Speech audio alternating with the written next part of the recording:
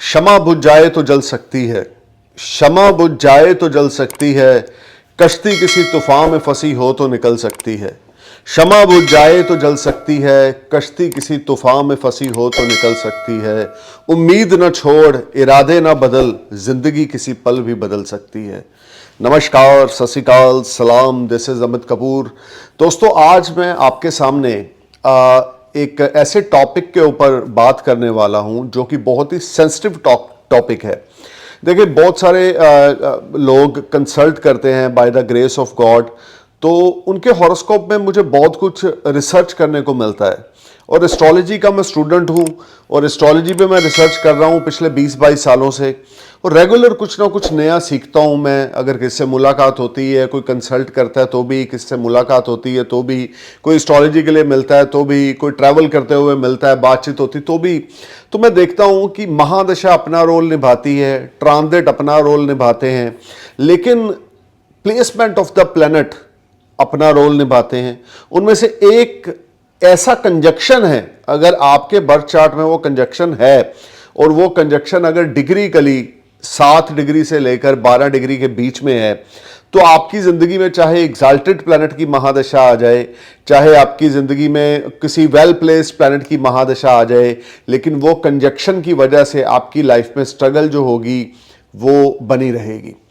Life में unbalancing marriage life रहेगी, mind हमेशा डिस्टर्ब रहेगा, आत्मा परेशान रहेगी, मन व्याकुल रहेगा, व्यर्थ की चिंताओं में आप उलझे रहोगे, मन बहुत ज़्यादा परेशान रहने की वजह से घर का माहौल अच्छा नहीं होगा, डिवोर्स तक की नौबत आ सकती है, सेपरेशन तक की नौबत आ सकती है।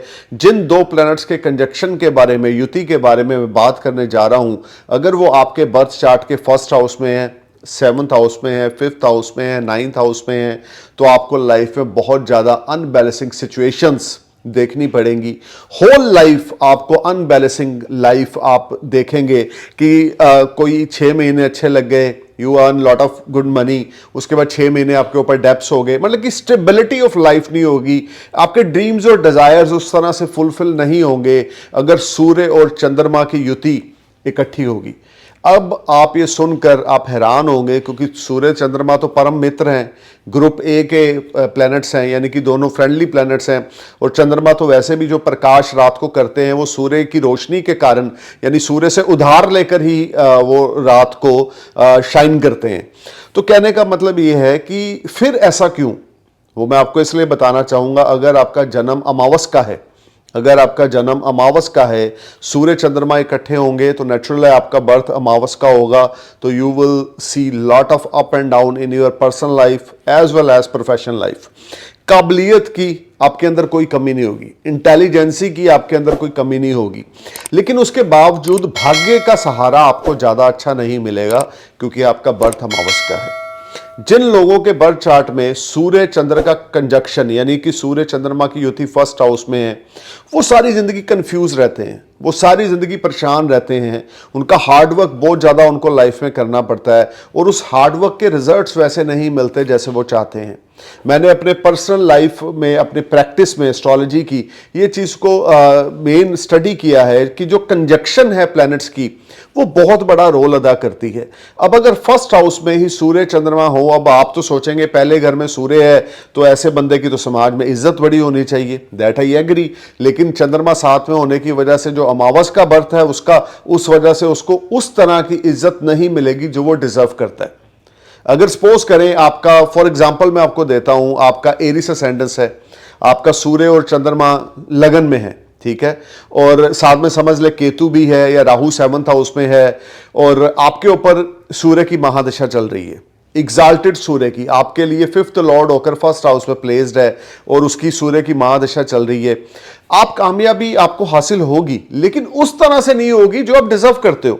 यही अगर सूर्य अकेला होता आपके फर्स्ट हाउस में, चंद्रमा राहु केतु से पीड़ित ना होता, या चंद्रमा के साथ युति ना होती, या अमावस का बर्थ ना होता, तो आपकी लाइफ में टेंशन्स, परेशानियां बहुत कम आती, और सूर्य की महादशा आपके लिए गोल्डन पीरियड साबित होता।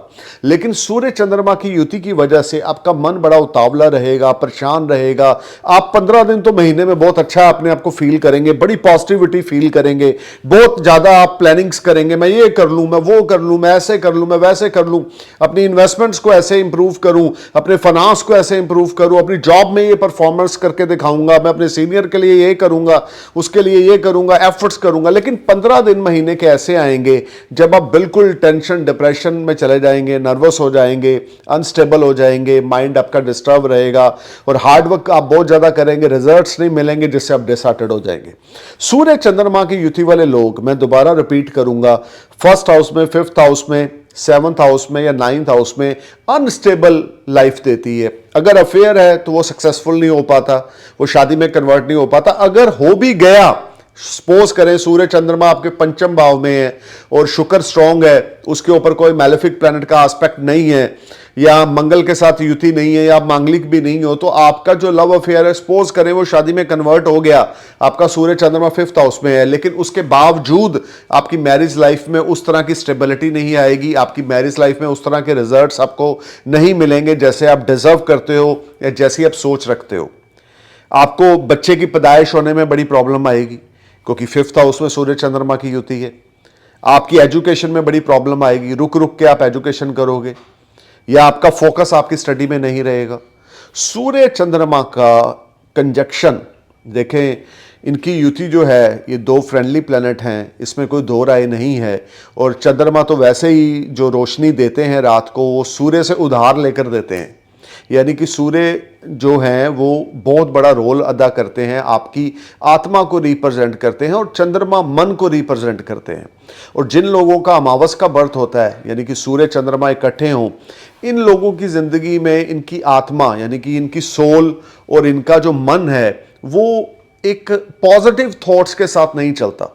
ये हमेशा घबराए हुए रहते हैं, परेशान रहते हैं, डिस्टर्ब ऑफ माइंड रहता है। बच्चे पैदाइश में प्रॉब्लम होती है, बच्चे हो गए तो उसके बाद भी कोई ना कोई दिक्कत का सामना करना पड़ता है। अगर यही कंजक्शन आपके सेवंथ हाउस में हो जाए तो आपकी मैरिज लाइफ के लिए ज़्यादा अच्छे योग नहीं बनाता। यहाँ पर आपके 2 मैरिजेस के योग बनेंगे और यहाँ पर आपको काफ़ी प्रॉब्लम्स क्रिएट होंगी, बिजनेस पार्टनर्स के साथ लड़ाई झगड़े होंगे, इन्वेस्टमेंट्स में प्रॉब्लम आएगी, डेली इनकम में प्रॉब्लम आएगी। Sun moon if placed in your seventh house, you will see lot of unbalancing situation related to your daily income. You will face lot of unbalancing situation in the terms of your personal life. There is a strong chances for 2 marriages. आपके open enemies बड़े होंगे, आपके जो दोस्त भी होंगे वो भी कभी कभी ऐसा रवैया इख्तियार करेंगे कि आपको लगेगा कि ये दोस्त कम है, दुश्मन ज़्यादा है। अब अगर यही युति आपके 9th हाउस में चली जाएगी तो आपका भाग्य मंदा हो जाएगा। अब आप बोलेंगे सूर्य, देखिए मेरी पर्सनल प्रैक्टिस एक अलग है, आप क्या प्रैक्टिस कर रहे हैं। बहुत सारे व्यूवर्स ऐसे हैं जो एस्ट्रोलॉजी पे प्रैक्टिस कर रहे हैं, आप क्या प्रैक्टिस कर रहे हैं वो बहुत अच्छी होगी आपकी प्रैक्टिस, वो आप अच्छी बातें करते रहें। लेकिन जो मेरी प्रैक्टिस है, 9th हाउस में अगर सूर्य चंद्रमा का कंजक्शन डिग्रिकली 7 से 12 अंशों पर है तो डेफिनेटली आपका भाग्य यहाँ पर आपको रुक रुक के रिजल्ट देगा, या आपको भाग्य से कभी कोई फायदा नहीं मिलेगा। भाग्य का फायदा क्या होता है कि हमने कहीं स्मॉल सी इन्वेस्टमेंट्स की, वो बहुत बड़ी उसका रिटर्न्स हमें मिल गए कम पीरियड में, या हम सिल्वर स्पून लेकर पैदा हुए हैं और हमने अपने माँ बाप के पैसे को और इज्जत को बहुत ज़्यादा बढ़ा दिया क्योंकि हमारी किस्मत बड़ी स्ट्रांग है, मिट्टी में हाथ डाल रहे हैं, सोना हो रहा है। ऐसी सिचुएशन सूर्य चंद्रमा अगर इकट्ठे हों तो नहीं बनती। सूर्य चंद्रमा अगर आपके 9th हाउस में इकट्ठे हैं, कंजक्शन में हैं, युति में हैं, तो आपको बहुत ज़्यादा ऑब्स्टिकल, हर्डल्स का, डिलेस का सामना करना पड़ेगा अपने भाग्य को लेकर।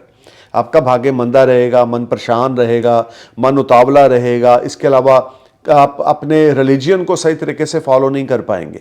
आप मंदिर जाएंगे, गुरुद्वारे जाएंगे, नमाज पढ़ेंगे, सब कुछ करेंगे, लेकिन मन से कुछ नहीं होगा। मैंने पहले बताया सूर्य आपकी आत्मा है, चंद्रमा आपका मन है, आपकी फीलिंग्स हैं। जब इन दोनों का ही आपस में बैलेंस अच्छा नहीं होगा तो आप किसी भी चीज़ में फोकस नहीं कर सकेंगे। अगर 5th हाउस में है तो स्टडी में प्रॉब्लम है, बच्चे की पैदाइश में प्रॉब्लम है, या बच्चों के साथ अंडरस्टैंडिंग में प्रॉब्लम है। अगर 7th हाउस में है तो स्पाउस के साथ प्रॉब्लम है, बिजनेस पार्टनर्स के साथ प्रॉब्लम है, या आपके ओपन एनिमीज आपको परेशान करेंगे, या कोई सेक्सुअल प्रॉब्लम आपको हो सकती है। अगर 9th हाउस में है तो आपकी किस्मत आपका साथ नहीं देगी। पढ़े लिखे एजुकेटेड होंगे आप, you may study in abroad.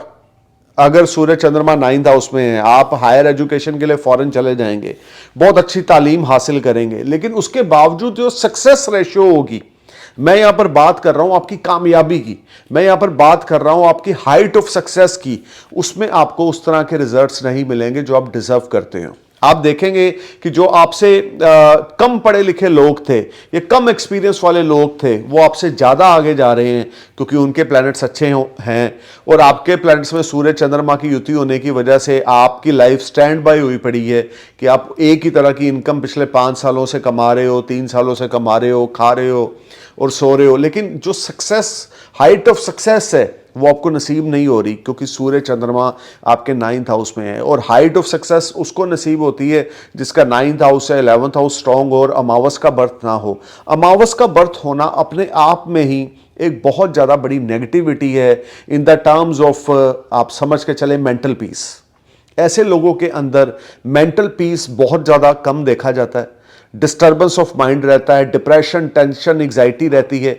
और कहीं सूर्य चंद्रमा अगर राहु केतु के एक्सिस में आ जाए फिर तो आपकी जो नैया है वो समझो डूबी के डूबी। चाहे वो 5th हाउस में है, चाहे वो 7th में है, 9th में है, 8th में है, 6th में है, 12th में है, आपके 2nd हाउस में अगर सूर्य चंद्रमा के साथ मैलेफिक प्लैनेट राहु केतु का कंजक्शन हो जाता है तो आपको हर तरह से लिटिगेशन का सामना करना पड़ेगा, कोर्ट कचहरी के लफड़े बने रहेंगे लाइफ में, कंट्रोवर्सी का आपको हिस्सा बनना पड़ेगा, सक्सेस आपको नसीब ना होगी, स्ट्रगलिंग लाइफ बहुत ज़्यादा रहेगी, हार्ड वर्क बहुत ज़्यादा करना पड़ेगा, एफर्ट्स बहुत ज़्यादा करने पड़ेंगे, ना इज्जत कमा पाएंगे ना पैसा कमा पाएंगे। जो कमा रहे हैं वो घर के डेली एक्सपेंसेस में जा रहा है, सेविंग्स आपके पास ज़रा भी नहीं होगी, आपके ड्रीम्स पूरे नहीं होंगे क्योंकि सूर्य चंद्रमा राहु केतु के एक्सेस में है। अगर सूर्य चंद्रमा के ऊपर शनि का एस्पेक्ट आ जाए, सपोज करें सूर्य चंद्रमा आपके 7th हाउस में, शनि आपके 5th हाउस में, 3rd एस्पेक्ट आ गया, या सूर्य चंद्रमा आपके 11th हाउस में है और 7th एस्पेक्ट शनि का 5th हाउस से चला गया, या सूर्य चंद्रमा आपके 2nd हाउस में है, 10th एस्पेक्ट शनि का आपके 2nd हाउस पे चला गया, तो lot of controversy you will face, unbalancing income आपको देखनी पड़ेगी सारी जिंदगी, यानी कि उस तरह की ऊंचाइयां आपको हासिल नहीं होंगी जो आप डिजर्व करते हो। देखें, चाहे 2 फ्रेंडली प्लैनेट हैं, लेकिन अमावस का बर्थ होने की वजह से मैं बार बार रिपीट कर रहा हूं, आपकी लाइफ अनबैलेंसिंग रहेगी, हार्ड वर्क एफर्ट्स आपको बहुत ज़्यादा करने पड़ेंगे, इनहेरिटेंस आपको ज़्यादा अच्छा नहीं मिलेगा, अगर मिलेगा तो आप उसको सही तरह से आप उसको आगे बढ़ा नहीं पाएंगे, वो पैसा बर्बाद हो जाएगा या आप किसी लॉस में चले जाएंगे जिस वजह से पिता से सपोर्ट मिली, बाप दादे का कुछ पैसा या कुछ ज़मीन ज़ायदाद मिल गई आपको, लेकिन उसमें प्रॉब्लम्स क्रिएट हो गई। क्यों? क्योंकि सूर्य चंद्रमा की युति आपके बर्थ चार्ट में है। ऐसे लोग अपने दिमाग की कम सुनते हैं, दूसरों का इन्फ्लुएंस इनके ऊपर ज्यादा रहता है। सूर्य चंद्रमा की युति किसी भी हाउस में हो, खास करके अगर त्रिकोणा भाव में है, जैसे कि 1st house, 5th house, 9th house, या केंद्र स्थान में है, या 1st house, 4th house, 7th और 10th में है।